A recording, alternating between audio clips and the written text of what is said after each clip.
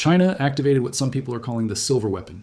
And right now, as I'm recording this, silver is trading around $74 per ounce. That's up over 3% just today. But here's the wild part. Just a few days ago, silver hit $84. And a year ago, it was sitting at $30. Yeah, you heard that right. Silver more than doubled in 1 year. So what's really going on? Why is Elon Musk tweeting that this is not good? And why are experts saying silver could hit $100 or even higher? The answer is hiding in plain sight. It's about 44 companies. And 121 million ounces of silver that just got trapped behind a gate. Let me explain exactly what happened. On January 1st, China flipped a switch. They activated a new export licensing system for silver. Now, only 44 approved companies can export silver from China. That's it. No one else. Think about that for a second. China controls about 60 to 70% of the world's refined silver that crosses borders. And now they've put 44 gatekeepers between their silver and the rest of the world. These aren't small numbers we're talking about. China exports roughly 121 million ounces of silver every year. That's about 4,600 tons. And nearly all of it flows through Hong Kong. But now, every single ounce needs government approval. This is the exact same playbook China used with rare earth minerals. Remember when they restricted exports of gallium and germanium? The prices went crazy. Countries scrambled to find alternative sources. Now they're doing it with silver. And the timing? It's absolutely brutal for Western countries. Here's why. Silver isn't just for jewelry and coins anymore. It's become one of the most critical industrial metals on the planet. Every solar panel uses silver. Every electric vehicle uses silver. Your smartphone? Silver. Medical equipment? Silver. 5G networks? You guessed it. Silver. According to the International Energy Agency, something huge is coming. By 2030, just the solar and electric vehicle sectors alone will consume half of all global silver production. Half. Let that sink in. We're talking about a metal that's already in a supply deficit, and demand is about to explode. The Silver Institute estimates that in 2025, global silver demand hit 1.24 billion ounces. But total supply, including mining and recycling, only reached about 1.15 billion ounces. That's a deficit of nearly 95 million ounces in just 1 year. And here's the kicker. This is the 5th year in a row that silver has been in a deficit. From 2021 to 2025, we've burned through a cumulative deficit of almost 820 million ounces. That's like draining a massive reservoir year after year. Eventually, you hit the bottom. So China looks at this situation and says something interesting. Hey, we produce a lot of this metal. Everyone needs it. Maybe we should control who gets it. And that's exactly what they did. The Commerce Ministry released the list of 44 approved companies on December 30th. These companies include major players. China Minmetals Corporation is on the list. China Nonferrous Metal Industries Foreign Engineering and Construction Company made it too. But here's what's interesting. The list is limited, controlled, strategic. Compare that to tungsten, where only 15 companies got approval, or antimony, where just 11 companies can export. China is treating these metals like weapons in an economic war. Now, you might be thinking something. Okay, but can't we just buy silver from other countries? Great question. And the answer is yes, but there's a problem. The rest of the world doesn't produce nearly enough silver to make up for what China exports. Mexico, Peru, and Chile are major silver producers, but their output is already committed to existing supply chains. And mining new silver? That takes years. I mean, you can't just flip a switch and open a new mine. So what happens when supply gets restricted and demand keeps growing? Prices go up, way up. We're already seeing this play out in real time. Just hours ago, silver was trading at $73.84 per ounce. Throughout the day, it's bounced around the $74 to $75 range. But remember, just days ago, it hit $84 before pulling back. Why did it pull back? Well, that's where things get even more interesting. On December 30th, the CME Group made a move. They run the COMEX futures exchange, and they raised margin requirements on silver by 30%. That's a massive hike. Now, if you want to trade silver futures, you need to put up $30,000 to $500 per contract. It was $25,000 before that. And just a week earlier, it was $20,000. That's a 62% increase in margin requirements in just 1 week. Why would they do that?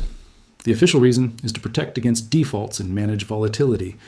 But many traders believe there's more to the story. Some people think this is an attempt to cool down the silver market, to prevent what they call a short squeeze. See, a lot of big banks and institutions have short positions in silver. They've been betting that silver prices would go down. But instead, prices went up a lot. When prices rise too fast, those short sellers are forced to buy silver to cover their positions. That buying pressure pushes prices even higher, which forces more short sellers to cover, which pushes prices higher still. It's a vicious cycle. and it can lead to massive price spikes. The CME raising margins forces some traders to sell their positions. Why? Because they can't afford the higher requirements. That selling pressure pushes prices down temporarily, and that's exactly what we saw. Silver dropped from $84 to around $70 in just a couple of days. But here's the thing. That doesn't change the fundamental supply and demand situation. China still controls 121 million ounces of supply behind 44 gatekeepers. The industrial demand for silver is still exploding. The supply deficit is still real. So many analysts believe this pullback is just temporary, a correction, a chance to buy before prices head even higher. One analyst from UBS estimates something shocking. The global silver supply deficit in 2026 could be 300 million ounces. That's 3 times bigger than last year's deficit. And some traders are saying that estimate might be conservative. Physical silver dealers are reporting premiums of 30% over the COMEX price. That means people are paying 30% more to get actual physical silver in their hands. Why? Because they don't trust the paper market. They want the real metal. And remember those Chinese companies from earlier? Let me tell you what happened. On Friday, 2 Chinese companies contacted a Canadian mining company called Kuya Silver. They offered to buy physical silver at $8 above the market price at the time. One was a manufacturer, the other was a large trading firm. Then on Monday, an Indian buyer came forward. They offered $10 above the market price. That's not normal. That shows real panic buying. People who need silver for manufacturing are scrambling. They're trying to secure supplies before the door completely closes. Now let's talk about what this means for the future. If silver is already at $74 with the China restrictions just starting, where could it go? Robert Kiyosaki, the author of Rich Dad, Poor Dad, recently made a prediction. He said silver could hit $200 by 2026. That's more than double the current price. Is that realistic? Well, let's look at the fundamentals. Solar panel installations are at record highs. Each panel uses about 20 grams of silver. The solar industry is expected to install over 500 gigawatts of new capacity in 2026. Electric vehicles are taking over. Each EV uses roughly 25 to 50 grams of silver. Global EV sales are expected to hit 20 million units in 2026. 5G networks are expanding. Each 5G base station uses more silver than older technology. Medical devices are using more silver for antibacterial properties. Electronics demand continues to grow. All of this adds up to massive industrial demand. And unlike investment demand, industrial demand is inelastic. Manufacturers need the silver. They can't just decide not to buy it.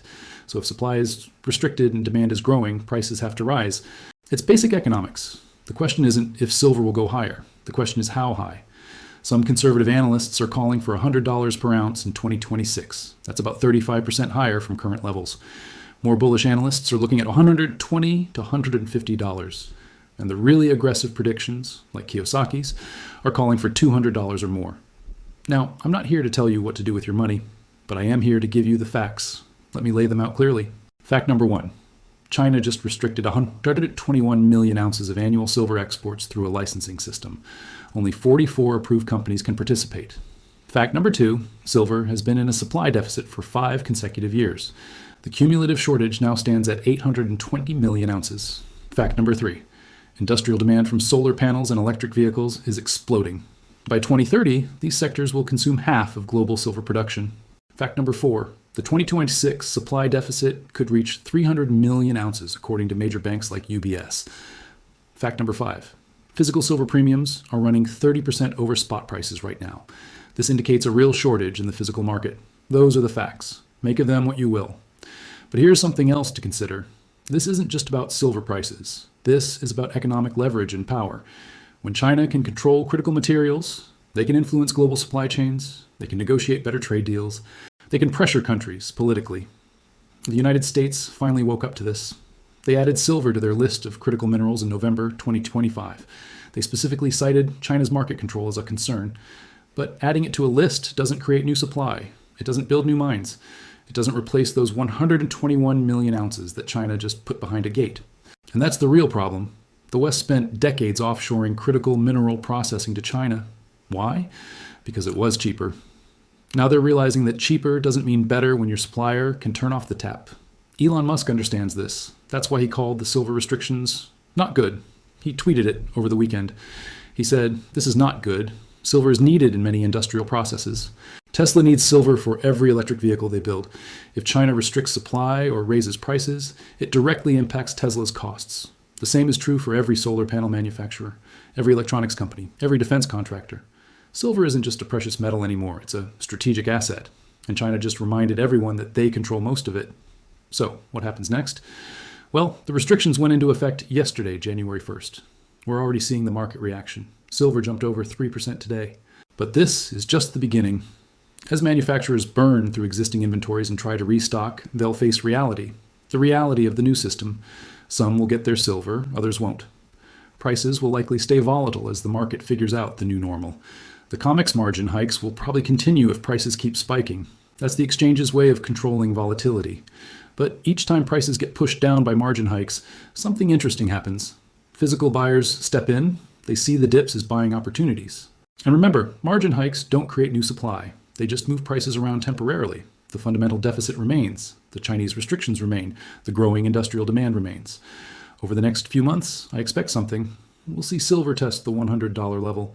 Whether it breaks through depends on how aggressively China enforces their new licensing system. If they start significantly reducing export volumes, we could see a real supply crisis. That's when prices could really explode. If they use the licensing system more as a bureaucratic control but still allow most exports, prices might stabilize. We're talking the $80 to $100 range. Either way, the days of $30 silver seem to be over. And here's one more thing to think about. This China move might trigger other countries to follow suit. Mexico, Peru, and Chile might start thinking, hey, we produce silver too. Maybe we should protect our own supplies for domestic use.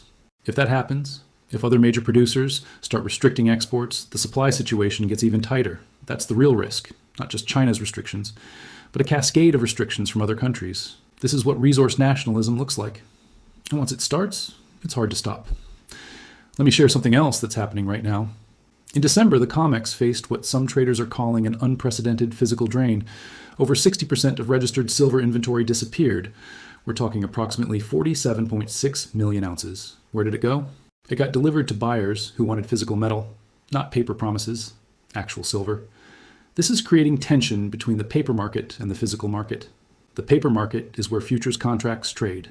The physical market is where actual metal changes hands. Right now, these two markets are telling different stories.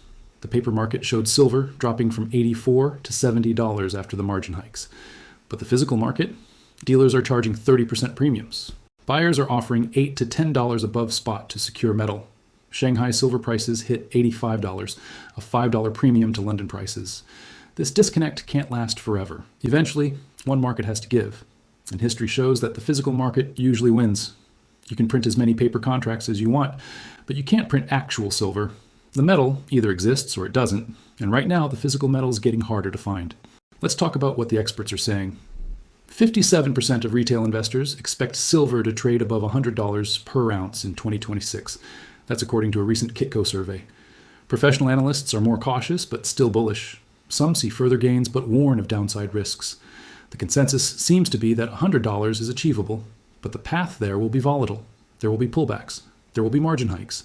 There will be scary headlines, but the underlying fundamentals point upward. Here's what's different about this silver rally compared to previous ones. In 2011, silver hit almost $50 per ounce. Then it crashed. Why? Because that rally was driven mainly by investment demand and speculation. When the fever broke, prices collapsed. But this rally is different. This time, industrial demand is the main driver. Solar panels need silver. Electric vehicles need silver. 5G infrastructure needs silver. These aren't speculators who can walk away. These are manufacturers who need the metal to operate. And that makes this rally more sustainable. Yes, there will be corrections. Yes, prices will be volatile. But the long-term trajectory is clear. The Silver Institute projects something important. Silver demand by the automotive industry will increase at 3.4% annually between 2025 and 2031. Demand from EVs is expected to rise by 8.7% per year over the same period. Solar silver demand hit a record in 2024. Over 680.5 million ounces were used in industrial applications. That's an all-time high, and that number is expected to grow. Even though there's talk of silver thrifting technology in solar panels, total demand is still rising. Why? Because the number of panels being installed is growing faster than efficiency improvements. Let me put this in perspective. In 2025, silver gained 147%. That's the biggest annual gain since 1979. In 1979, silver jumped 434.8%. But that was the Hunt brothers trying to corner the market. This time, there's no manipulation. It's just supply and demand. China controlling supply, the world demanding more, and 44 gatekeepers standing in between. So yeah, the 44 gatekeepers matter. Those 121 million ounces matter. And the path to $100 silver just got a lot clearer. The question is, are you paying attention? Because this isn't just about silver. It's about a shift in global economic power. It's about who controls the materials that power the modern world. And right now, China just made a very bold move. The silver market will never be the same. And anyone who needs silver for their business or investments better understand what just happened. Because the gate just closed. And getting through it just got a whole lot harder.